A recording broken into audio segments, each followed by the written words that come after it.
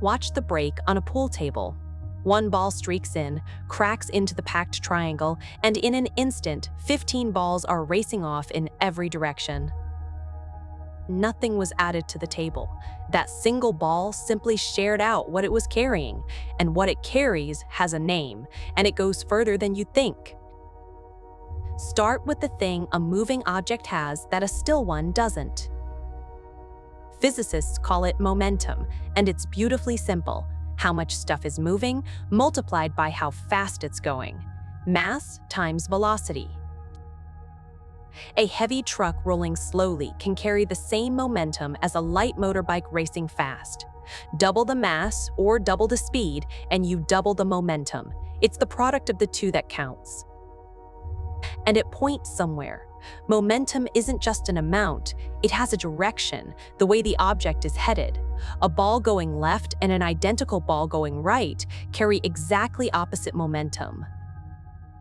So, what becomes of all that momentum when things crash together? Here's the quiet miracle. In any collision, the total momentum before equals the total momentum after. Add up mass times velocity for everything involved, and that sum simply does not change. On the break, the cue ball's momentum doesn't vanish, it's parceled out among the balls it strikes. Whatever directions they scatter, all their momentum added up still points where the cue ball was going, and adds to just as much. But collisions come in two flavors. In an elastic one, like two pool balls, they bounce apart and the motion energy is kept. In an inelastic one, like clay hitting clay or train cars coupling, they stick, and some energy escapes as heat and sound. Momentum survives both. The bounciness is what differs.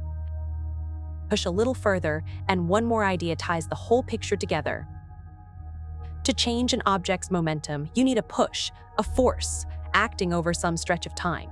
Force multiplied by how long it lasts is called impulse, and impulse is exactly the change in momentum.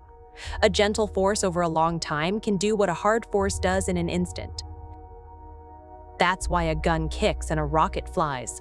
Fling something one way, a bullet, or a jet of hot exhaust, and to keep the total momentum balanced, you must recoil the other way. The rocket throws gas backward, so it is thrown forward. It needs no air to push against, just momentum shared. From a single crack on a pool table to a rocket climbing out of the sky, it's one idea the whole way through: momentum, mass and motion, with a direction, only ever passed from one thing to another and never lost.